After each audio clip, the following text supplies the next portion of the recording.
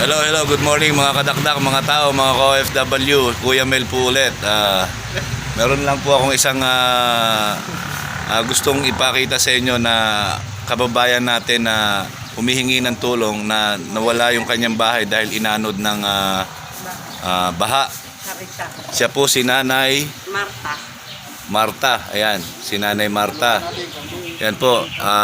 Ngayon po, dahil mayroon naman po akong konti ngayon, dahil po doon sa nag-sponsor sa akin, may natira si Kuya Bicolman Oragon. So tutulungan po natin siya. Binigyan ko siya ng pang-almusal. Sabi niya, pinakiusap niya sa akin na bigas na lang daw dahil pang kakain nila sa mga apo. So siya po ay nangangalakal ng kasi may dadaan dyan. Ayan. Siya po ay nangangalakal ng mga plastic. Okay. So, gagawin ko po, bigyan natin siya ng konting tawag dito, bigas. So, okay. Ito, bibili tayo ngayon ng bigas. Yan, bibili tayo ng bigas, papadala natin sa kanya para may pangsaing sila kahit papano. Okay, dito na lang. Oo, bigyan mo sila ng 4 na kilo.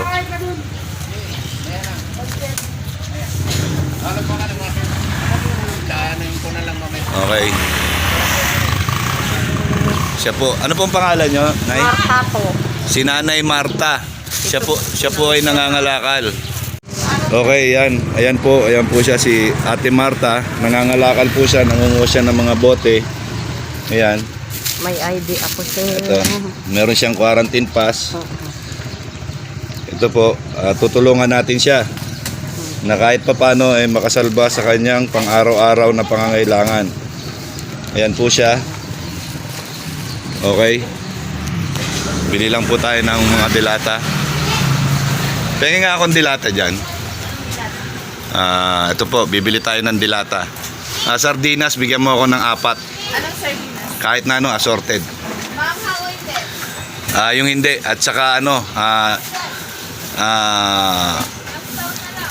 Mami, tagli 5. Mami, tagli 5. Okay, ayan po. Kawawa naman dahil ECQ tayo ngayon. So, tulungan natin. Kahit konti lang, makatulong sa kanya.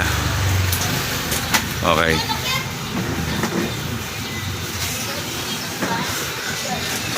Ayan po si... Ano pong pangalan niyo, Nay? Si Nanay Marta. Ayan.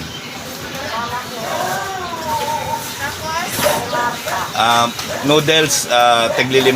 Beef at saka chicken. Okay, sa konting tulong po, bigyan natin siya.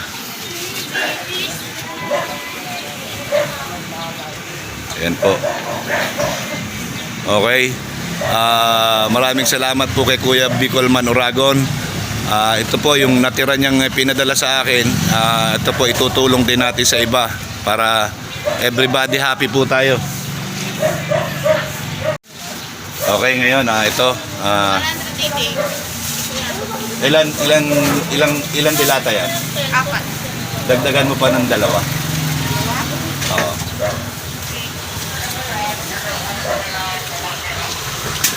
Ayun, bigyan natin siya ng 6 na dilata, 5 beef mami, 5 chicken mami. Yan para may sabaw. Tapos binigyan natin siya ng 4 na kilong bigas. Okay. Okay guys, ito na po yung bibigay natin kay Nanay Marta. Okay, dahil lang po kunin natin yung bigas. Yung bigas na 4 na kilo. Kaya niyo po bandalin, Nanay Marta? Opo, kaya ko yan sir. Kaya. Sigurado kayo Ito, binigyan ko na kayo ng sardinas at saka mami. Okay? Para may sabaw, para sa mga apo nyo. Okay? Yan po si Nanay Marta na nangangalakal po ng mga plastic bottles. Ayan. Sa yan sa hanggang Mindanao. Opo, makikita po ito. Manawagan kayo kung gusto nyo. O yan. Sige. Sige, manawagan kayo. Yan, napapayak tuloy si Nanay Marta. Sige po, pwede kayo manawagan. Hanggang Mindanao po aabot ito. Hanggang sa ibang bansa aabot ito. Huwag po kayo mag-alala. Sige po.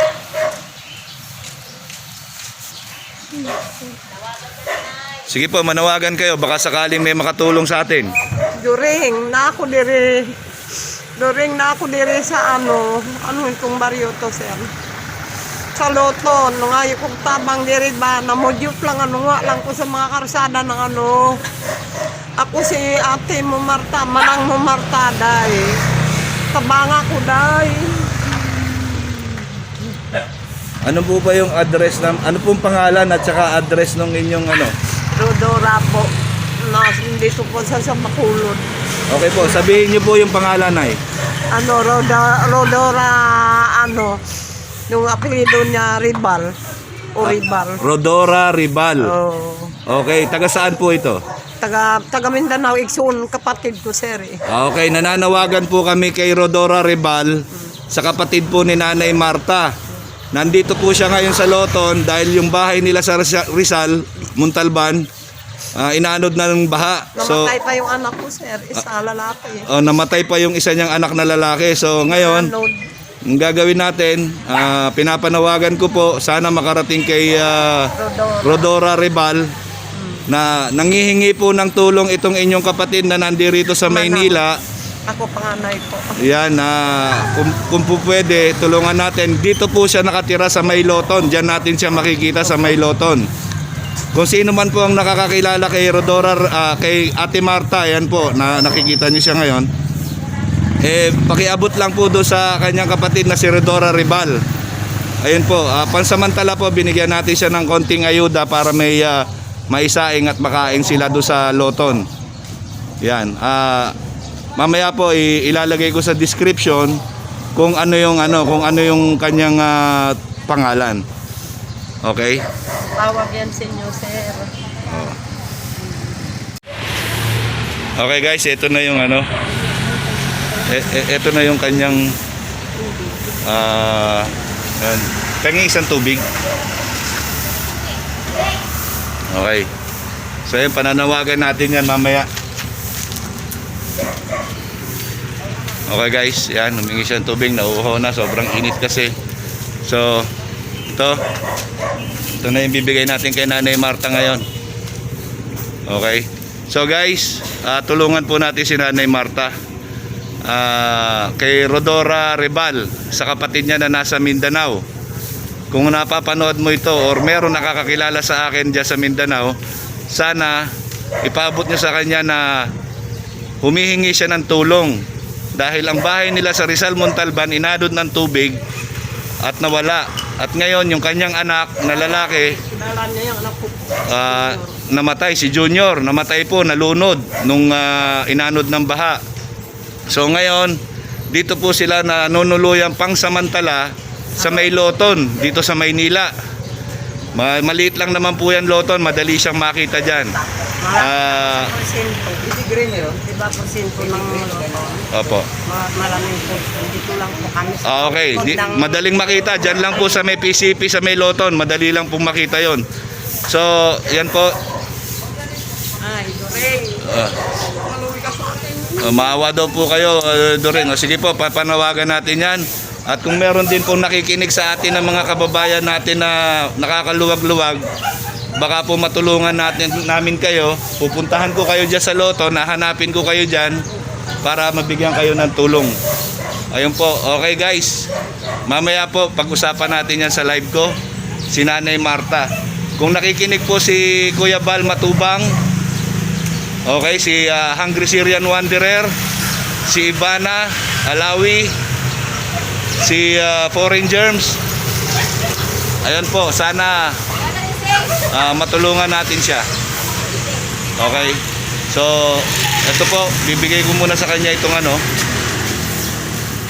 itong ating munting regalo sa kanya ngayon para meron silang makain. Okay. Okay, ito po yung bigas. Binigyan natin siya ng 4 na kilo kasi baka mamaya hindi niya mabuhat dahil meron pa siyang ano, yun, no? Meron pa siyang buhat-buhat. Ayan. Ito po yung isang ano, bigas. Ang anak ko ay iyak nung iyak yun sir. Wala pa, hindi pa kami kumain. Ayan, meron na kayong pangkain ngayon. At saka bibigyan lang po natin siya ng konting cash. Wait lang po.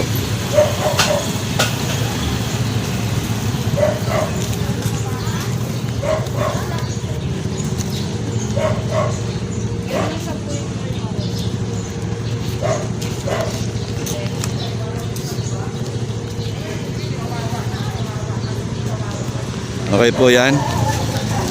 Meron po akong konting cash, bibigyan ko po siya. Binigyan ko na siya ng 50 pesos kanina, pangkain niya sana dahil nawa ko. Nakita ko, nagmabubuhat siya. So, para meron siyang pambili. Ito po, Nanay Marta. Konting halaga lang po yan. Pero sana po makatulong sa inyo. Hayaan nyo po, pagka pananawagan ko kayo, sana may makatulong sa atin. Hahanapin ko po kayo dyan sa Loton. Okay, o sige po, manawagan kayo ulit.